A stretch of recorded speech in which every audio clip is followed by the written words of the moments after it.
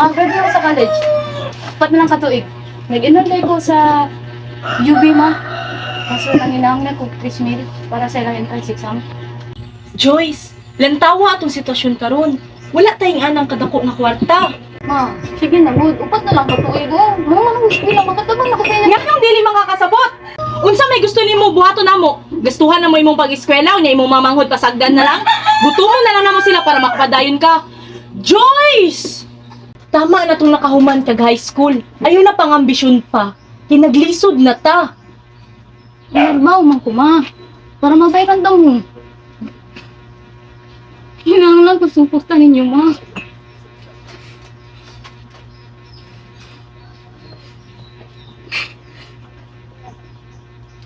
Pag maka-graduate ko, ma. Hindi na ta maglisod, ma. Suportain lang ko ninyo.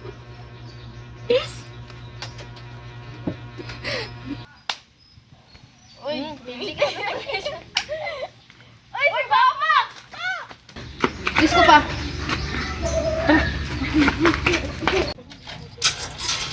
Ma! Ano na si Papa? Papa! En! An! Ma! Ano na si Papa? An! En! Ay, congrats, Te! Ikaw istorya sa imong anak kay gusto daw siya magpadayon ng pag-eskwela nga naglisod na ganit ta. Tulod sa kwarto. Tulod. Ang ngayon mong buhaton karon, mutabang ka provide sa pamilya. Grabe na po kayo mong pangandoy. Ano sa may gusto ni mo, Tim? Magbabilin ta manarbaho sa plantasyon hantod matiguang. Wala ka ambog daban mo.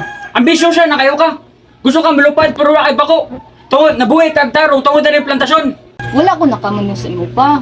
Gusto lang dyan ako ba nga makaumang kong eskwela para inig makagraduate ko na imotabang sa inyo ha.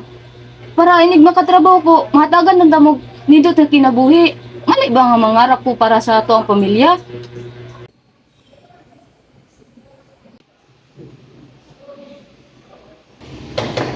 Luis, nabayat tayo practice ka na sa piling ko ba? Kasi makauna-una ko tanto. Sabihan na si May paper ko. Paliwag na pagkatan sa practice yung alaw na Joyce. Ayaw ko ka naman sa imong part sa reflection kay imuha na lang ginamulat. Lang, pasensya ka rin guys. So busy lang dyan. Busy mo kayo sa trabaho man. Niya. Dili po po basta-basta makabig sa akong trabaho. Hinahanglan po po kwarta. Kaya kung paningkamot na lang ako, kamakaalto ko. Salamat. Ayo! Pili niyo yung ate. Wait ate ah. Joy, sige. Telepon ka na idol ng customer ba? Pila na yung kaarot kita. Joyce, based sa akong records dali wala kay performance tax sa duha ka activities. Wait, incomplete ka, maong ano lang yung mga grado. Ma'am, busy mo ko sa trabaho, ma'am. Niya, pili ko kusuta sa akong amo na absent. Nanon karon pa man ka nag-ingon ana, nga pwede pa unta ti katagaag chance para tagaan ika og mga laing nga activities. Nag-ingon unta ka para aware ko. Pero posted na mo yung mga grado. Next time, muingon ka para ma-aware ko. Okay? Sige, ma'am. Thank you.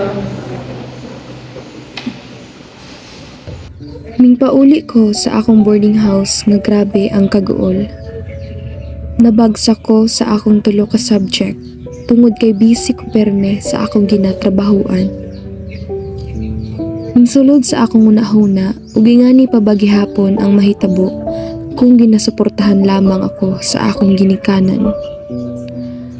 Siguro tama jud sila nanay ug tatay. Lisod jud di ay mga ambisyon basta walay kwarta. Mas maayo jud ay ug manarbaho na lang ko para makatabang ko sa akong mga manghod nga makahuman ug high school.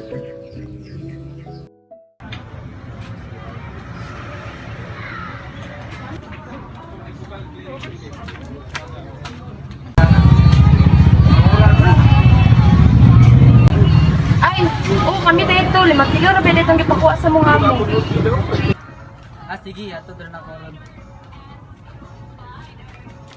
Pwede. Nagli na siya tinanahan sa mo ba? Nagbagay ko mo. So, kung panahon na na, nakoy pangantoy ako pa ng kabuot ko. Malay mo, di ba? Oh, naan siya. Ay, alay mo pa. Salamat ha.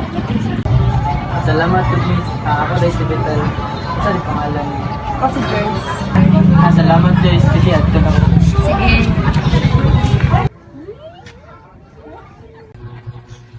Salamat kay Taya kay imagine kong gisuportahan butang nga wala buhata sa kuha sa kuang ginikanan. Ipangga, tika pag-ayon na andam tika suportahan ng gatong mga anak. Ihatag na ko sa inyo ang nindot ng kaugmaon. Puon, pag-andam na ka, imong pangandoy na po ng atong sabay kabuton. Ug iyang gituman ang iyang gisaad sa kuha ug sa among pamilya. Ni-eskwela ko og balik sa kolehiyo nga naay suporta sa akong pamilya.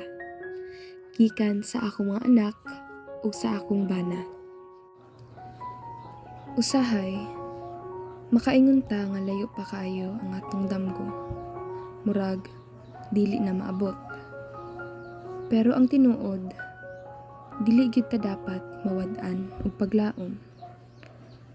Kay ang tanan nga atong ginahandom, moabot ra sa tamang panahon. Basta, magpabilintang, mutuo. Busa, padayon lang. Bisan og hinay, bisan og masakitan ka. Padayon lang gihapon. Kay ang imong pangandoy, nagulat ra sa imuha, diha sa unahan.